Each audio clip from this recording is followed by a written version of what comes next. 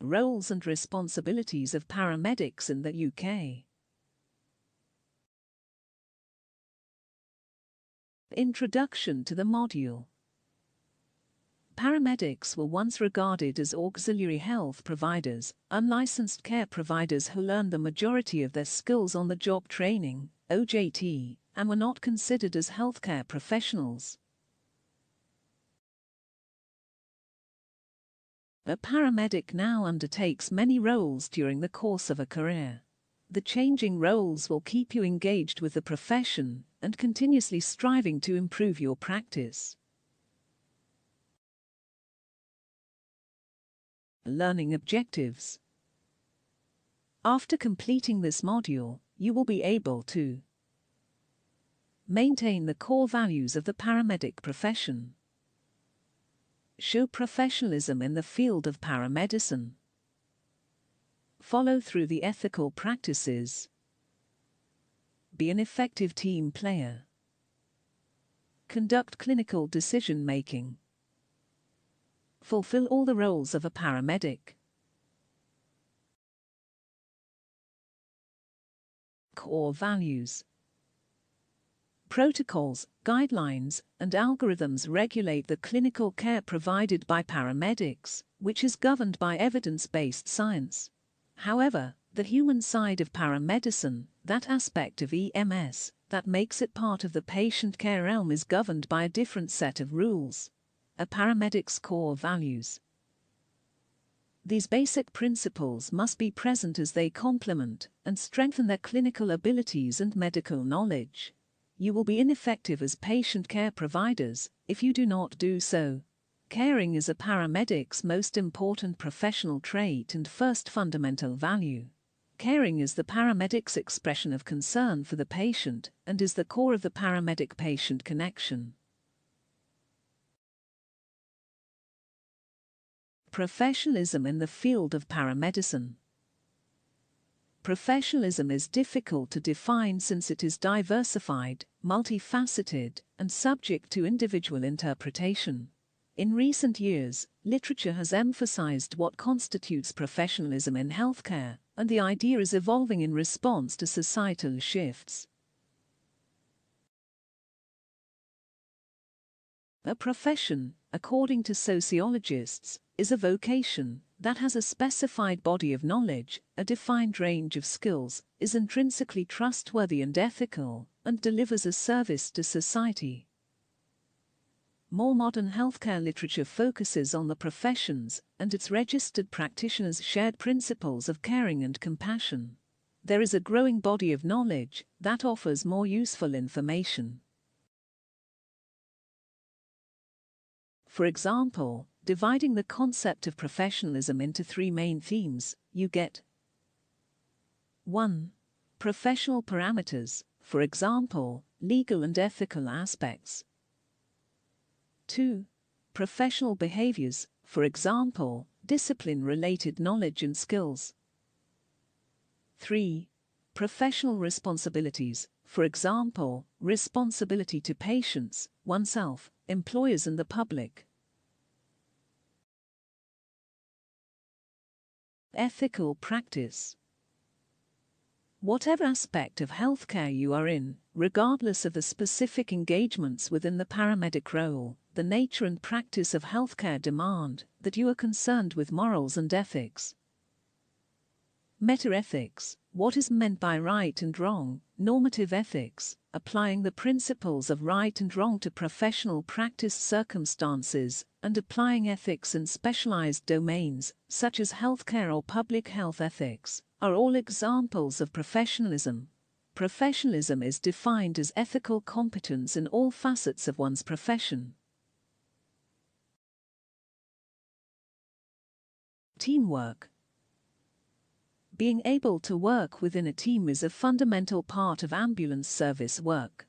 Ambulance staff work a variety of shifts that cover a 24-hour continuum, and there are occasions when ambulance crews are working together, having never met each other before. Teamwork is an outward demonstration of the power of communication. Healthcare is a team activity. Its goal is the patient's health. You, in the pre-hospital phase, actually will play for two teams. The first team is the public safety team, a triad made up of law enforcement officers, LEO, firefighters, FF, and paramedics. This team's goal is to provide for the public's safety through control and command of public emergencies. As with any team, communication is essential. Communications are essential to maintain the threefold concerns of the rescuer's safety, the public's safety, and the patient's safety as you go about accomplishing your mission. While you are part of the public safety team, you are also part of a healthcare team. Healthcare teams, ranging from primary care providers to rehabilitation services, are dedicated to helping patients through a medical emergency. Your communication with the healthcare team serves the patient's interests by providing the patient's past medical history, information about the history of the patient's present illness, and the patient's response to pre-hospital treatment. Your communication with the healthcare team also represents a handoff of the patient, or the transfer of care, from the pre-hospital team to the emergency department team. Clinical decision-making. Using systematic analysis and critical thinking, you will make clinical decisions that will be incorporated into a patient's treatment plan. This process of assessment and treatment planning is called clinical decision-making. Medical intelligence. Using your intelligence, an example, past experience and medical knowledge, you will systematically investigate a problem and come to a decision. This systematic approach to clinical decision-making is called medical intelligence. It has been suggested that medical intelligence, the process of learning from experience and past practice, and then coming to a decision, is what separates healthcare providers from the lay public. Medical intelligence starts with information gathering. For you, this means taking a patient history and performing the physical examination. You will compare the data against your own previous experiences, anecdotal information, and formal medical education with the facts in hand. This is called the knowledge base. You will then start to form ideas about what is causing the patient's condition. This process of forming ideas, called concept formation, is based on inductive logic. Inductive logic begins with observations, such as the history and physical examination. The facts are then incorporated with the knowledge base. Then you will reduce it all to a single theory, a hypothesis. In the case of patient care, the hypothesis is the cause of the patient's illness depending on your diagnosis. Your diagnosis will be based upon a collection of the patient's signs and symptoms, called a symptom complex, obtained by the paramedic during the analysis of the patient's history and physical examination. You will then compare the patient's symptom complex against their knowledge base of diseases, disorders, and syndromes to find a similar grouping of signs and symptoms and match the symptom patterns to derive a diagnosis.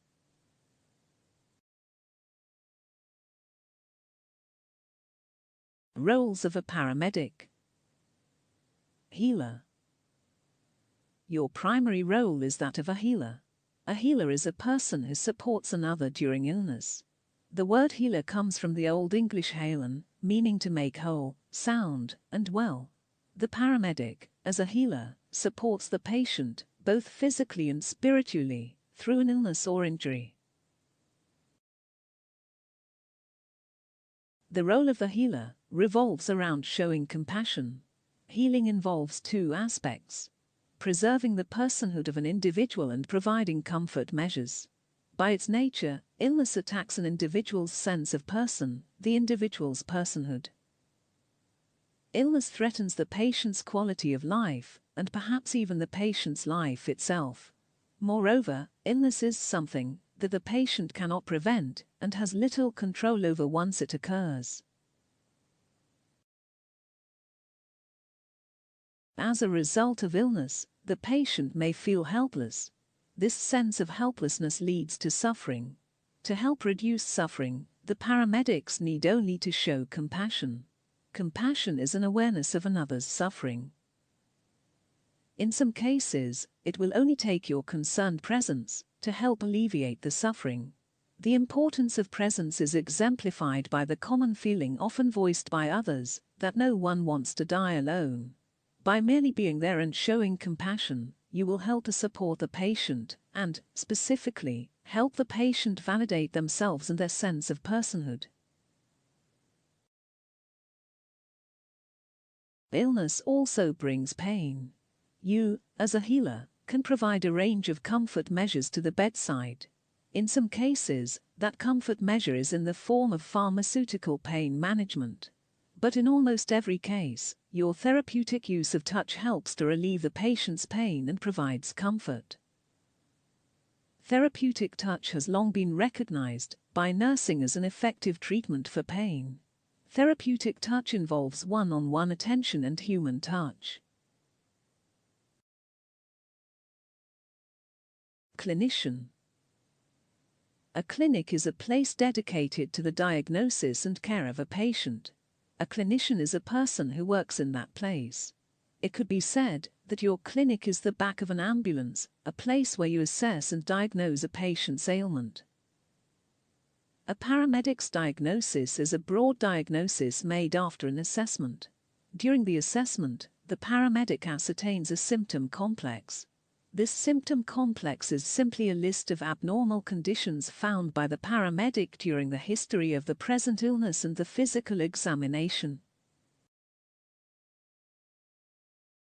You then, in turn, will take the symptom complex, compare it to your knowledge of diseases, and match it to a known symptom pattern associated with a disease to arrive at a diagnosis. With only crude medical instruments and a limited time for history taking, a paramedic's diagnosis, sometimes called a field diagnosis, must be comprehensive. Typically, you will diagnose a syndrome, a group of signs and symptoms that signify a specific disease, or a primary disorder of homeostasis, such as hypoxia. As a clinician, your first responsibility is to treat disorders of homeostasis which threaten the patient's survival. The brain's survival is paramount. The three essential conditions for the brain's survival are adequate oxygen, glucose, and perfusion. If the brain lacks any of these three conditions, then the patient has a fundamental disorder of cerebral function and manifests an altered mental status. The mnemonic ABC exemplifies the approach to the assessment and treatment of these disorders. The patient is assessed for hypoxia, hypoperfusion, and hypoglycemia. You, as a clinician, will keep one invaluable rule foremost in mind when treating the patient.